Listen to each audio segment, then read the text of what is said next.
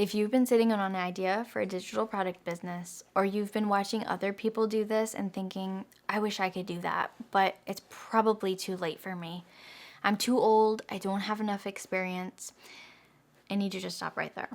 Because I'm going to tell you something that you need to hear.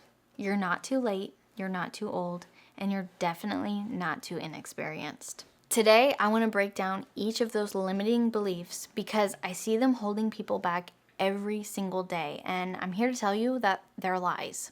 They're stories that you're telling yourself and they're keeping you stuck. So let's talk about it. First, you're not too late. I know it feels like everyone and their mom is selling digital products right now. And I know it feels like the market is saturated, like all the good ideas are taken. But the thing is, the internet is not going anywhere. People are always going to need solutions to their problems, and every single day, new people are coming online looking for help. You know what actually makes you too late? Never starting. That's it.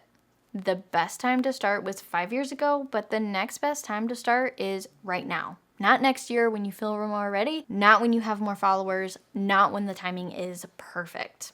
Right now. I've been in the digital business space for over a decade, and I can tell you that people have been saying the market is too saturated that entire time. And yet, new businesses are launching and succeeding every single day. Because it's not about being the first, it's about being you. Your perspective, your story, your way of teaching something is unique to you. No one else can do it exactly the way you can. So, no, you're not too late. You're right on time. Number 2, you're not too old. This one gets me because I think we put so much pressure on ourselves to have everything figured out by a certain age. Like, if you didn't start a business in your 20s, then you missed your chance. That's garbage. I'm in my mid-30s, and honestly, starting a business in my 30s hit way differently than it would have in my 20s.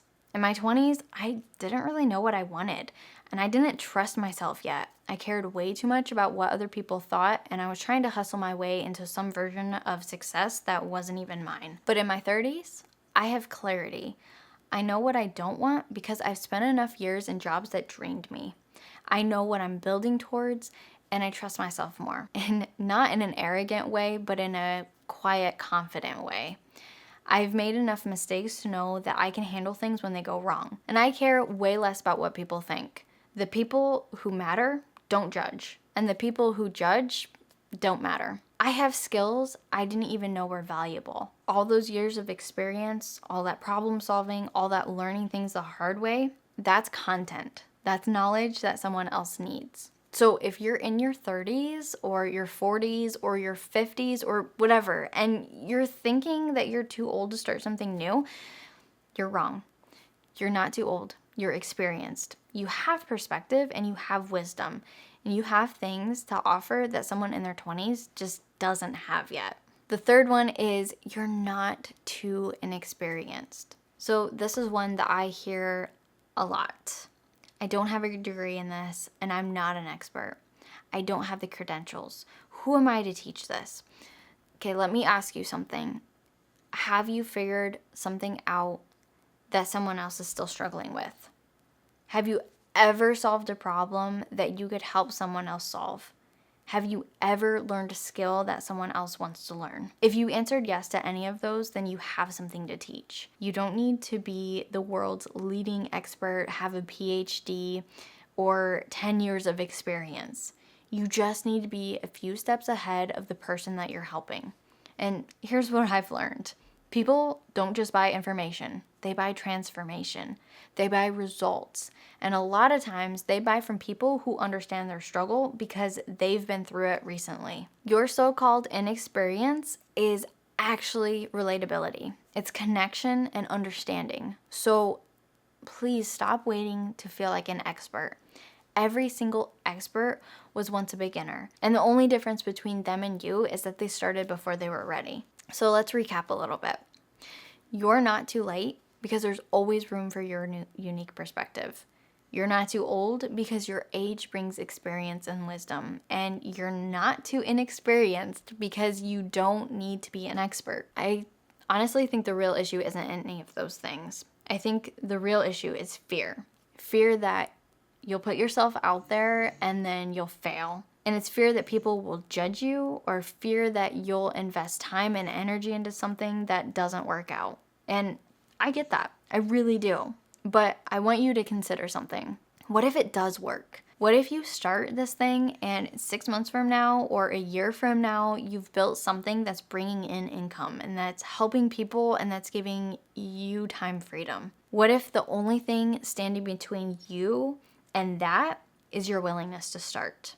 I think that's worth the risk. Let me give you something practical, some ways that can help you start despite all these fears.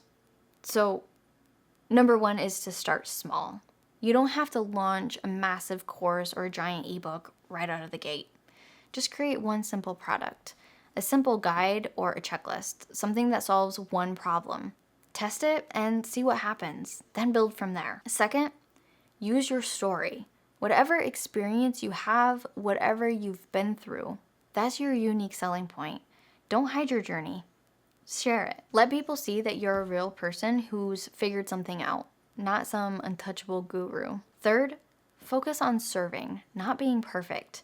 Your goal isn't to be the most polished, the most professional, the most expert person out there.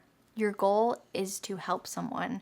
If your product helps someone solve a problem, it's good enough. Fourth, surround yourself with people who are doing it.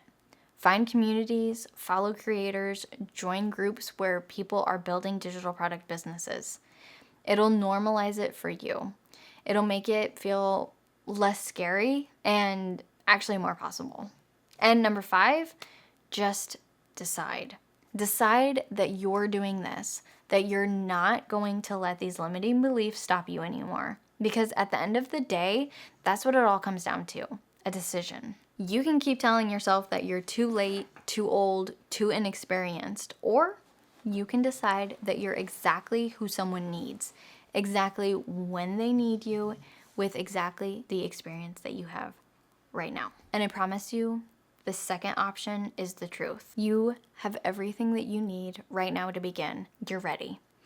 And if you want more real talk about building that digital product business without all the hype and the hustle culture, then hit that subscribe button, because I share a lot about creating passive income in a sustainable and authentic way. Thank you for being here. Now go start that thing that you've been thinking about. I'll see you in the next one.